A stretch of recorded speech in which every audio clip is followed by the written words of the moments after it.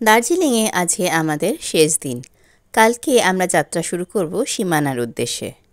নমস্কার, আমি সায়ন্তনী আর সায়ন্তনী স্টাইরি বাংলাতে আপনাদের সবাইকে স্বাগত। এখন আমরা রয়েছি দার্জিলিং স্টেশনে। আমরা টয় ট্রেনে চেপে বসে আছি আর আমাদের আজকে জয় রাইড কিন্তু বুক করা আছে।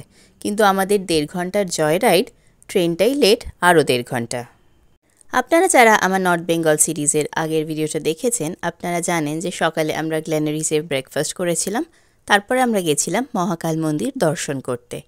তারপরে দুপুরবেলাতে লাঞ্চে আমাদের কিন্তু প্ল্যান ছিল কুঙ্গাতে লাঞ্চটা করার, কারণ ডিনারের জন্য কুঙ্গা কিন্তু খোলা থাকে না। আর অ্যাজ ইউজুয়াল কুঙ্গাতে এত লাইন ছিল, সেখানে লাইন দিয়ে টাইম ওয়েস্ট না করে আমরা কিন্তু কুঙ্গা থেকে পার্সেল নিয়ে নিয়েছিলাম, কারণ একটুখানি লাঞ্চ করে রেস্ট নিয়ে তারপর কিন্তু আমাদের বেরোতে হবে আমাদের জয় রাইডটার জন্য। কুঙ্গা থেকে আমরা যে পার্সেল নিয়েছিলাম তাতে নিয়েছিলাম চিকেন মোমো, গ্লাস নুডলস আর চিলি চিকেন। চিকেন চিজ মোমোটা কিন্তু one of the best momos I ever had in my life. অন্যান্য পাহাড়ি জায়গাতেই বলুন বা কলকাতাতে আমি কিন্তু অনেক জায়গাতে মোমো খেয়েছি, কিন্তু এরকম চিকেন চিজ মোমো এত জুসি, এত সফট এবং টেস্টি আমি কিন্তু কোথাও পাইনি। আর কুঙ্গা রেস্টুরেন্ট যে অ্যাক্টরের যত ফেভারিটই হোক, আমার কিন্তু গ্লাস নুডলস আর চিলি চিকেনটা অতটা ভালো লাগেনি। রাদার ডেকেবাসটা কিন্তু আমার অনেক বেটার লেগেছিল। এটা কিন্তু একদমই আমার পার্সোনাল চয়েস, আপনাদের চয়েস কিন্তু ডিফার করতেই পারে। চলুন ঝটপট লাঞ্চটা করে নিই, তারপর রেডি হয়ে কিন্তু বেরিয়ে যাব আমাদের জয় রাইডটা করার জন্য। আমার মেয়েকে একটু ঘুম পাড়িয়ে দিয়েছি, ও দুপুরে একটু রেস্ট না নিলে জয় রাইডটা কিন্তু আর এনজয় করতে পারবে না। আমাদের জয় রাইডটা বুক ছিল লাস্ট ডিজেল ইঞ্জিনটা, আর টাইমিং ছিল 3:45। আমরা কিন্তু দুপুরবেলাতে ওই 3টে নাগাদই হোটেল থেকে বেরিয়ে গেছিলাম আর হেঁটে হেঁটেই পৌঁছে গেছি দার্জিলিং স্টেশনে। স্টেশনে গিয়ে জানতে পারছি যে আমাদের ট্রেন 1 থেকে 1.5 ঘন্টা লেট হবে। যদি মিনিমাম 1 ঘন্টাও লেট হয়, 4:45 মানে 4:45টার সময় কিন্তু পাহাড়ি জায়গায় একদমই অন্ধকার হয়ে যাবে, তাই বাতাসিয়া লুপে গিয়ে আমরা কিছুই দেখতে পাবো না। কি করব বলুন, অপেক্ষা করা ছাড়া তো আর কিছু উপায় নেই। ওয়েট করতে করতে আপনাদের একটু ডিটেলসটা বলি কিভাবে আপনারা বুক করতে পারবেন এই জয় রাইডটা। ডিজেল ইঞ্জিনে আমাদের পার হেড কিন্তু 1000 টাকা করে পড়েছে, আর আমার মেয়ে যেহেতু 5 বছর এখনও হয়নি, ওর কিন্তু কোনো টিকিট লাগেনি। আমরা যখন দার্জিলিং প্ল্যানটা করেছিলাম তার সঙ্গে সঙ্গেই কিন্তু আইআরসিটিসি থেকে এই টিকিটটা আমরা বুক করে নিয়েছিলাম। আপনারা স্পট বুকিংও করতে পারেন, বাট সেটা কিন্তু একদমই লাকের ওপর ডিপেন্ড করছে।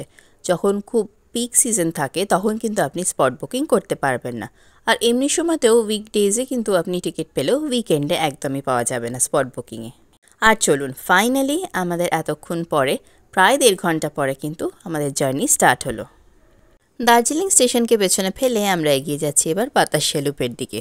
আর যখন বাতাসিয়া লুপে গিয়ে পৌঁছলাম, এই দেখুন একদম ঘুটঘুটি অন্ধকার, কিছুই দেখা যাচ্ছে না পেছনে। ট্রেনটা কিন্তু বাতাসিয়া লুপে 20 মিনিট হল্ট দেয়। আপনারা কিন্তু এই সাইনেজের কাছে ছবি তুলতে পারেন বা বাতাসিয়া লুপে গিয়ে কিন্তু ছবি তুলতে পারেন, ঘুরে দেখতে পারেন এই 15 মিনিটের মধ্যে। এই সময় কিন্তু একদমই ফাঁকা, কারণ আমাদের ট্রেনে যতজন প্যাসেঞ্জার রয়েছে তাছাড়া কিন্তু আর কেউই নেই, অন্য সব ট্রেনই কিন্তু চলে গেছে অলরেডি।